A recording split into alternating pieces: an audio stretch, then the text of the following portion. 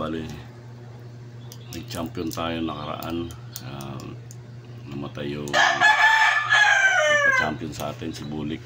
Pero si Alimbuyogin, papain natin ang gamot. Kahapon pinainom ko na siya ng ano yun, yung amoxicillin. Ngayon papainumin natin siya ng amoxicillin. Ito guys yung first fight ng entry natin sa 2 hits ulitan sa isang takiteria. Ito yung tama niya. Ito lang alam dito. Yan. Tsaka paa. May upload ko sa video na ito yung ano, sa comment section. Yung laro nilang dalawa. Ito pa. Ayan.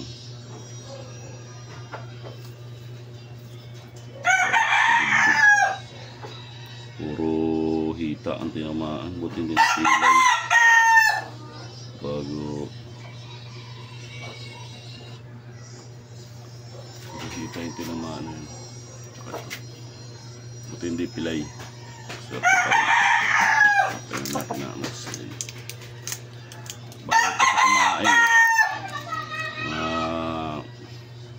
3 araw. Ang bukas pwede na. Painom muna rin ang gamot. Magsisit.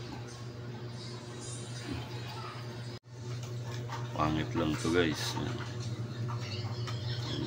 Yung mukha. Mas mahaba yung nasa baba. Kesa rito sa taas. Nyep-nyep. Nyep-nyep na manok. Pero yung laro niya, quality. Talino. Galing Bicol pala to. Pati yung ano, yung Bulik galing Bicol yun. Kaya sinasabi na Tagalogin daw yung manok. Hindi oh. Bicolano to. Bicolano to mga manok na to. Kapag nagsalita ito, hindi nyo maintindihan. Shoutout nga pala sa Bicol, yung mga nabagyo natin, mga pinsan, mga Barabinda family, kamag-anakan ko dyan. Saka mga Laroga family nandyan sa Bulala, Santa Elena sa Daet. Hindi ko pa sila nakakontak yung may-ari nito. Para mahandugan natin ng ano, ng panalo natin. Shoutout sa inyo sa Pasakaw, na grabe yung dito ng bagyo.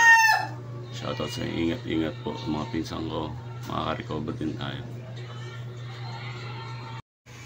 Ito yung manok na Bulik na nagpa-champion sa atin. Galing Bicol yan. Mukha lang Tagalogin, kaso patay.